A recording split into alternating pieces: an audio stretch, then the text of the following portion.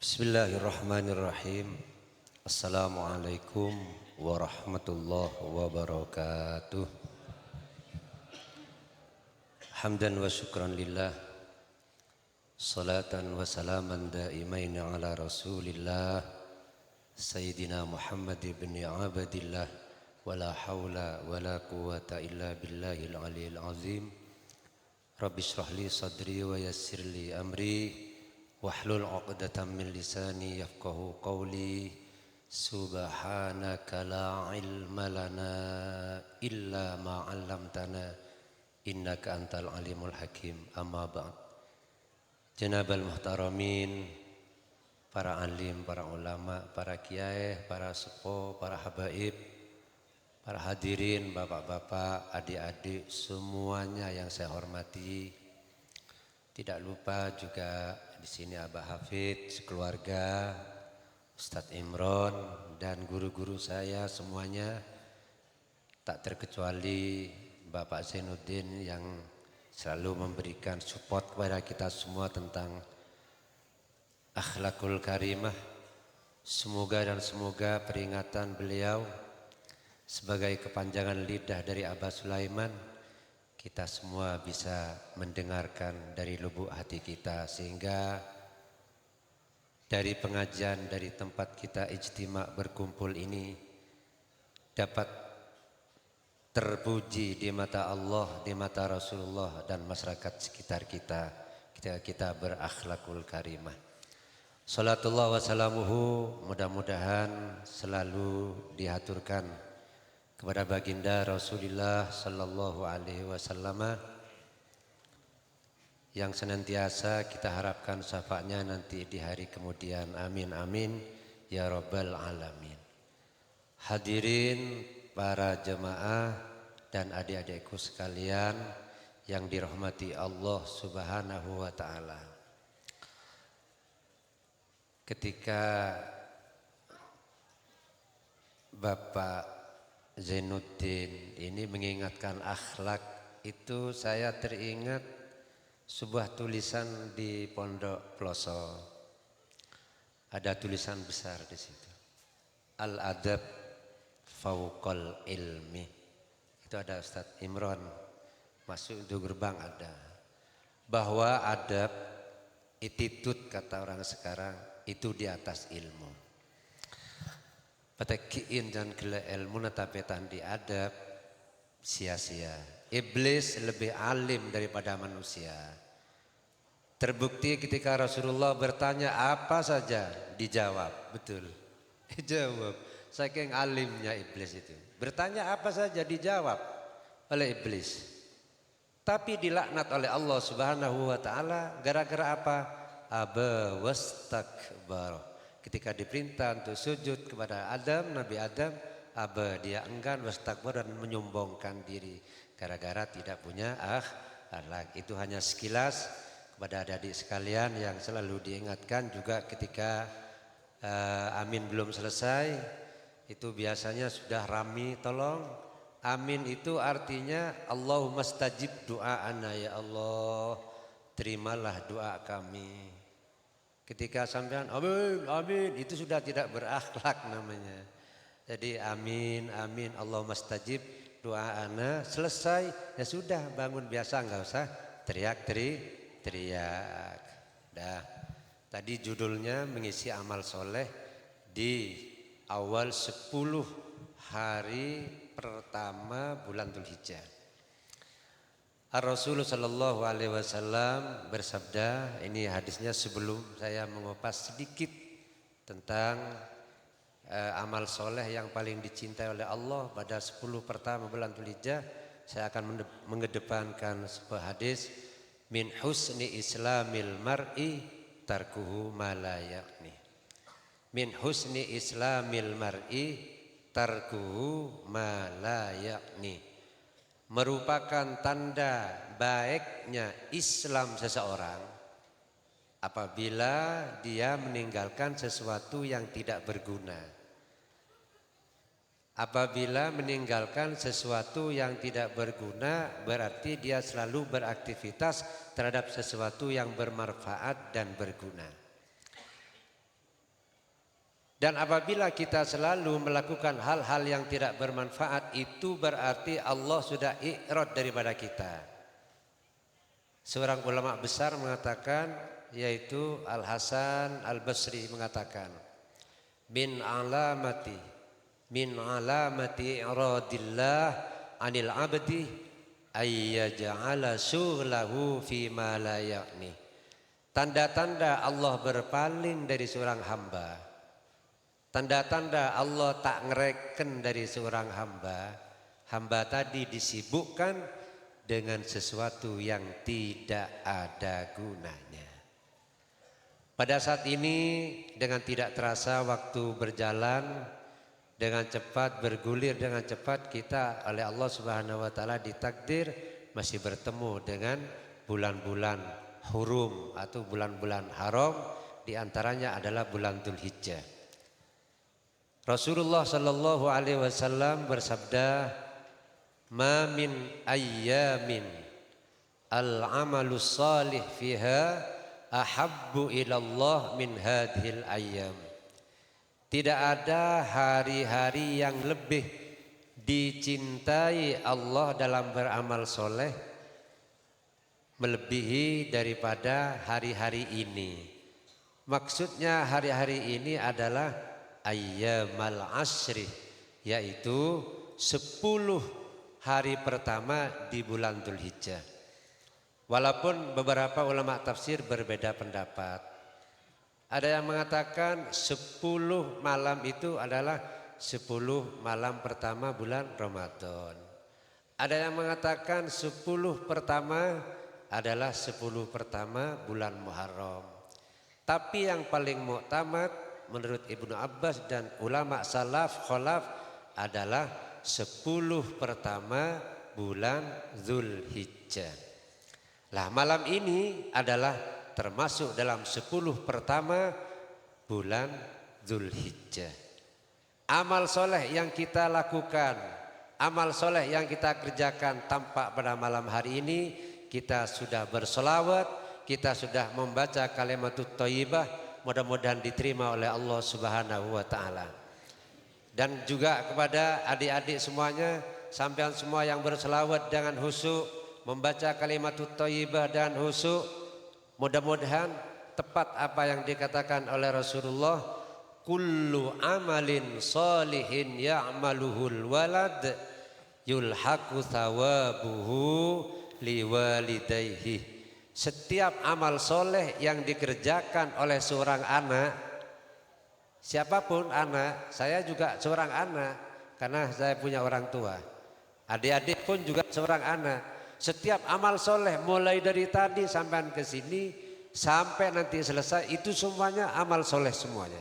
Maka amal soleh tadi itu akan ditransfer kepada kedua orang tua kita, apalagi sudah meninggal, dengan tanpa mengurangi pahala-pahala kita semuanya. Oleh karena itu alangkah sayangnya ketika di majelis ini sedang berselawat, sedang tahlilan, sedang ada mauidhah kok rame, lah itu akan ternodai nanti pahala itu. Allahumma shalli ala Muhammad. Kembali lagi kepada hadis Rasulullah bahwa tidak ada hari-hari yang lebih dicintai oleh Allah dalam beramal soleh daripada hari-hari 10 awal di bulan Dzulhijjah.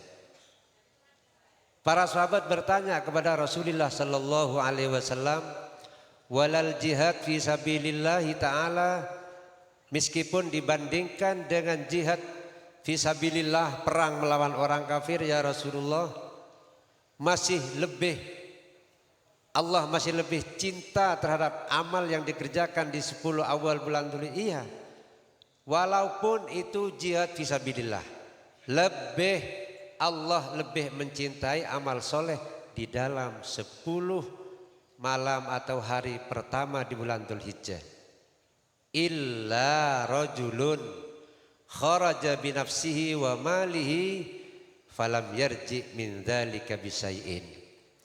Kecuali seseorang yang keluar berperang dengan jiwa raga dan hartanya, falam yarji min dzalika bisai'in. Kemudian tidak kembali. Artinya dia mati dan meninggal di medan perang dengan hartanya tidak kembali ke rumah. Baru itu sebanding.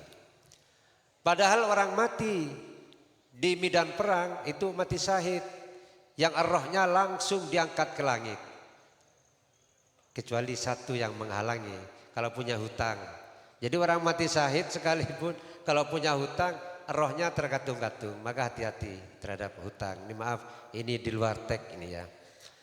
Jadi yang sebanding itu ketika orang perang jihad fisabilillah dengan hartanya, jiwa raganya, kemudian mati meninggal di medan perang, tidak kembali ke rumah dengan hartanya, baru sebanding amal soleh yang kita kerjakan di 10 hari pertama bulan Dzul Hijjah. Nah, di 10 hari Dzul Hijjah ini ada hari Tarwiyah tanggal 8 Dzul Hijjah, disunahkan untuk puasa. Tanggal 9 yaitu di bulan Dzul Hijjah, tanggal 9 yaitu hari Arafah disunahkan berpuasa. Tanggal 10 yang punya yaitu berkorban. Nah, ke sana masih tinggal beberapa hari. Malam ini dan besok ini harus kita isi dengan amal soleh yang penuh. Apa hari esok? Adalah hari Jumat. Kita harus ada perubahan, para hadirin, harus ada perubahan. Jangan bermalas-malasan ketika hari Jumat, rebut itu saat yang pertama itu. Karena masjid itu di mana-mana lebar. Masjid di mana-mana sangat lebar. Jemaahnya tidak sebesar masjid. Maka akan saya baca sebuah hadis. Ini sudah selesai. Setelah ini hadis selesai, saya baca selesai biar tidak terlalu panjang durasinya. Rasulullah Shallallahu Alaihi Wasallam bersabda, "Man roha fi sa'atil ula, faka'annama qarrabah badanatan." Barang siapa yang berangkat ke masjid pada hari Jumat, yaitu pada kesempatan pertama, belum ada yang datang, ini orang pertama yang datang, maka seakan-akan dia atau sama dengan berkorban badanatan, yaitu unta. Kemudian waman roha fi sa'ati tsaniyah faka'annama qarraba baqaratan. Barang siapa yang berangkat pada kesempatan yang kedua, maka seakan-akan dia berkorban sapi. Waman roha fi sa'ati tsalitsah faka'annama qarraba kabsan akron.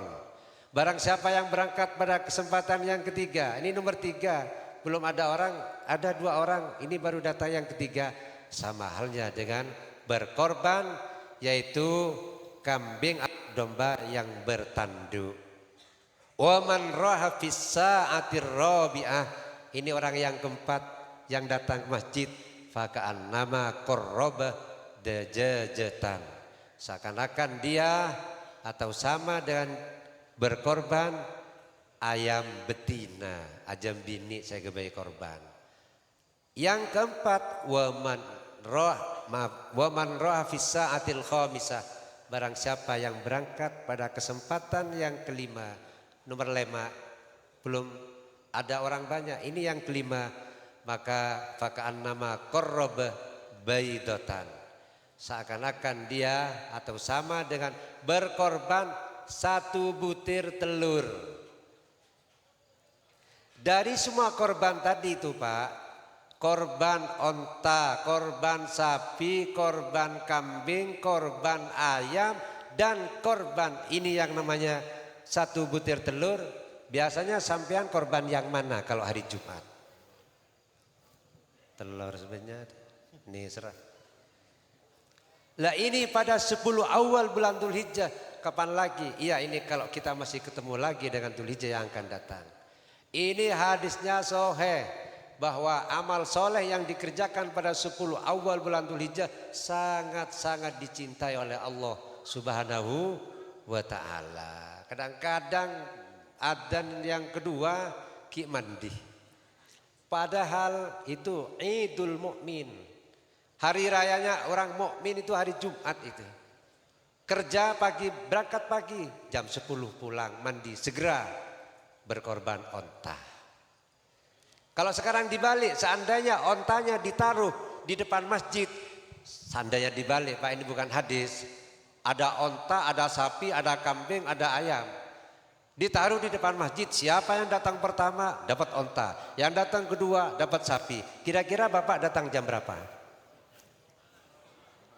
Ayo Pak, maledeng mare Pak. Pas mare Pak, kalau disita pada sehat. Datang nginep. Nah itu Pak. Jadi ukurannya pas materi kan, ya kan? Materi. Kalau kita tidak berkorban nanti tanggal 10, marilah kita berkorban, dapat pahalanya saja. Korban onta boleh, korban sapi boleh, korban kambing boleh, ayam boleh, paling coba telur. Nah ketika sudah kesempatan yang kelima ini, faida kharajal imam tuyat as-suhuf. Apabila imam sudah naik ke mimbar, maka catatan amal sudah ditutup. Wilet ada sekenyan pole dari telur. Pola telur anu puyunten, telur aja mereka. Pak telur puyun ini pagi taber, dibudin telur cek-cek dikit dibudin iki. Wa rufi'atil aqlam. Begitu khotib sudah naik ke mimbar, tutup sudah catatan amal dan kolam itu disematkan atau sabe lelok nyatet. Terus malaikat kemana tadi? Bubar? Tidak. Wajtama'atil malaikatu indal mimbar yastami'una dzikra. Para malaikat yang mencatat itu indal mimbar, dekat ada di mimbar, dekat khotib. Untuk apa? Yastami'una dzikra, mendengarkan khutbah. Faman jaa ba'da dzalika, barang siapa yang datang setelah khotib naik ke mimbar letak di bagian telur sama sekali, fa innama jaa li haqqis shalah. Orang yang datang ke Jumatan yang tidak kebagian telur tadi itu, khotib sudah naik ke mimbar, maka dia datang hanya untuk sholat. Laisa lahu minal fadli syai'un, tidak mempunyai keutamaan sama sekali. Pung kita oleh Allah diberikan karunia umur sehat walafiat, monggo hari Jumat besok ya datang beramai-ramai ke masjid lebih awal. Mudah-mudahan ontanya, kambingnya ditaruh di depan masjid. Kita pulang membawa onta. Ukurannya seperti itu semua. Allahumma shalli ala Muhammad wa ala ali sayyidina Muhammad. Kemudian apalagi yang harus kita lakukan? Yang harus kita lakukan, perbanyak kita bertakbir, bertahmid dan beristighfar. Karena semua kita ini adalah manusia biasa yang tidak luput dari dosa dan maksiat. Kullu bani Adam khata'un wa khairul khata'in at-tawwabun. Semua anak turun Adam, kita semua adalah pernah melakukan kesalahan, dan sebaik-baik orang yang bersalah adalah orang yang selalu bertaubat kepada Allah Subhanahu wa taala. Selagi kita masih berada dalam 10 awal di bulan Dzulhijjah, mari kita rebut, kita gunakan, kita manfaatkan waktu ini dengan yang sebaik-baiknya. Mudah-mudahan menjadi amal yang diterima oleh Allah Subhanahu wa taala.